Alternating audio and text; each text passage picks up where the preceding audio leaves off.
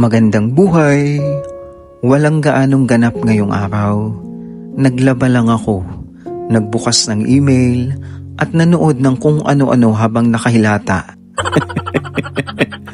Yung tipong paulit-ulit kang nagre-refresh ng email, umaasang may magandang balitang darating, pero dumadating lang, mga promosyon, ganon. Kaya sabi ko sa sarili ko, sige lang, baka bukas may himala. Matapos magsalang, nakaupo lang ako at minamasdan ang umiikot na washing machine.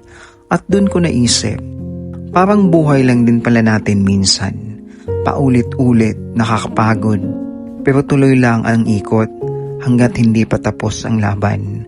At kahit walang malaking kaganapan ngayong araw, natutunan kong hindi kailangang palaging produktibo para maging mahalaga ang araw mo. Minsan, ang simpleng pahinga, katahimikan at paghinga sapat na para maipagpatuloy mo ulit ang bukas.